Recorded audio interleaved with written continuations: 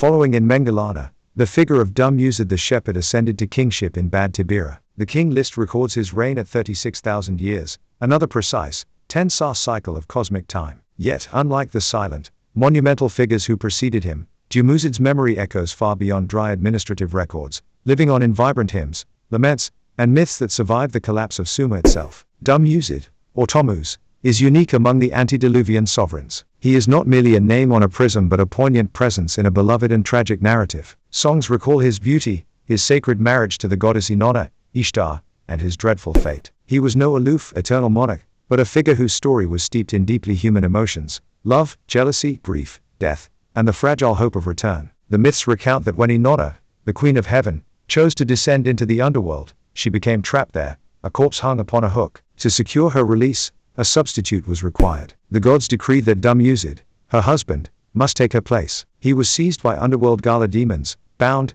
and dragged into the realm of the dead. Thus, he became the substitute, condemned to dwell in the depths for half of each year. But with the turning of the cycle, every spring, he would return, bringing with him renewal, fertility, and life. In this, he became the archetype of the dying and rising god, the shepherd whose annual departure and return governed the very cycle of the seasons. Here, Dumuzid stands in stark contrast to Alulim, Alalgar, or in Mengelana. They are remembered for cosmic stability. He is remembered for his poignant vulnerability. His story is one of change, of descent and rebirth, of the inevitability of loss and the promise of return. For the people of Sumer, his myth was not just a story but a lived reality, enacted through ritual. Each year, women would weep for him, mourning his descent into the netherworld, and then rejoice ecstatically at his return with the spring rains. The agricultural cycle of death and rebirth, the barren winter and the fertile spring, was intrinsically tied to his divine drama. The parallels across global mythology are unmistakable. In Egypt, there is Osiris, slain and resurrected as lord of the afterlife. In Canaan,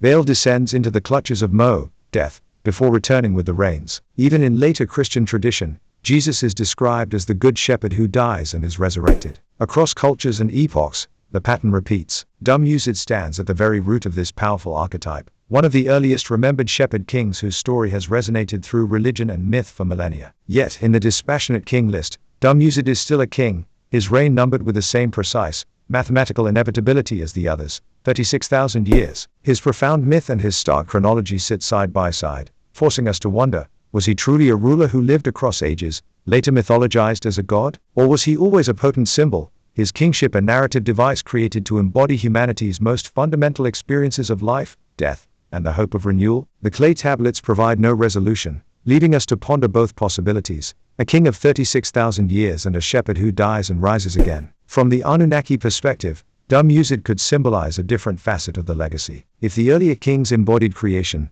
law, and knowledge, then Dumuzid embodies the necessary cycle of renewal and sacrifice. Perhaps his myth preserves a memory of an Anunnaki promise that what is lost can be regained, that destruction is never final. Or, more darkly, his story may conceal a record of a pact, of rulers who were taken and returned, of agreements with powerful beings that we can no longer fully comprehend. Imagine life under Dumuzid's reign. To his people, their king was an eternal shepherd of both flocks and human souls. They ritually mourned his departure and celebrated his return year after year, as if his very being oscillated between the world of the living and the dead. In him they perceived that kingship was not solely about order or knowledge, but about the most profound rhythms of existence itself. After Dumuzid, kingship moved to Larak, a city whose name survives only in clay, its physical location now lost to history. The Sumerian king list tells us that Enkidu reigned there for 28,800 years, 8 sars, the same cosmic measure as Alulim and in Mengelana. But while Eridu and Bad-Tibira have left ruins we can excavate, Larak remains elusive, a ghost in the annals of time. Its obscurity is profound. Scholars have long debated its location, some placing it north of the other Sumerian centers, others suspecting it was utterly destroyed by floods or wars, its remains buried too deep for recovery. Some have even proposed that Larak was not a physical city at all, but a symbolic one, a place of judgment, memory, or esoteric power that existed more in the landscape of myth than on the map of Earth. Enkidu himself is equally enigmatic. The prism records his name, his city, and his years. Nothing more. No tales of battles, no hymns of devotion, no records of journeys. A profound silence envelops him, as if his sole purpose was to hold kingship in a state of perfect equilibrium through the ages. And yet, this silence itself is significant. It suggests that his importance lay not in dramatic deeds, but in his steadfast guardianship of Larak, the forgotten city. Some ancient sources tenuously link Larak with Ninurta, a god of war, law, and healing. If this connection holds, then Ensipadsidana's reign may have symbolized judgment and balance, the protection of crops and the upholding of cosmic justice. His 28,800 years would then represent not a narrative of triumphs, but the steady, unwavering pulse of divine law across epochs. From another angle, Larak could have been one of the 5 sacred antediluvian cities named in tradition. If Eridu was the city of wisdom and Bad-Tibira the city of craft, then Larak may have been the city of equilibrium, a crucial node in the network of divine authority. Ensipadsidana's long rule, then, was about maintaining this balance, a role too subtle for epic poetry but too vital to be forgotten. From the Anunnaki viewpoint, the obscurity of Larak may be deliberate. If these beings maintained several centers of operation on Earth, some may have been deliberately concealed, erased, or left no physical trace intended for later discovery. Ensipadsidana's enduring reign could reflect the presence of such a hidden base, a place remembered only by name because its true nature was never meant to be uncovered. When his reign concluded, kingship moved once more, this time to Sippar, the city of the sun god, where a king named Inanna reigned for 21,000 years. His name is etched into the list, but his story is uniquely preserved in later tradition. He was the king who did not die but was taken up into heaven. The length of his reign,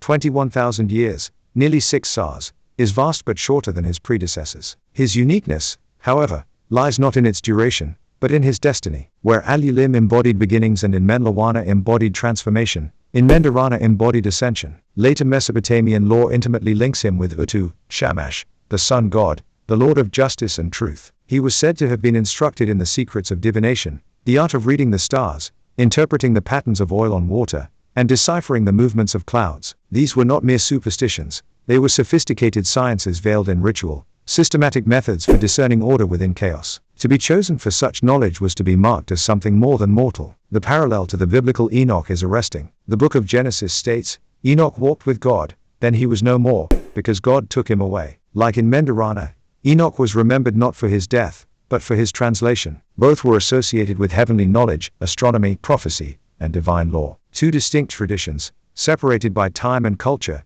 yet whispering the same enigmatic truth. A man taken into the sky, crossing the ultimate boundary between the human and the divine. Sippar itself reinforces this narrative. Excavations confirm it was a paramount center of sun worship, with massive temples dedicated to Shamash. Tablets recovered from the site contain meticulous star catalogs, calendars, and records of celestial events. Was this the enduring legacy of Inmendarana's reign? Did his ascent mark the origin of these astronomical traditions? Perhaps what the ancients remembered as divine revelation was, in fact, the transmission of advanced knowledge from a heavenly source. From the Anunnaki perspective, his story becomes even more literal. If heaven was not a metaphysical realm but the sky, then to be taken up could imply transportation, carried away by beings possessing the technology of flight. In this view, Inmendarana was selected by the Anunnaki, taken to their domain, educated, and perhaps returned as a proxy, a bearer of celestial knowledge. His reign of 21,000 years might then signify not just longevity, but the enduring duration of their tutelage and influence. For his people,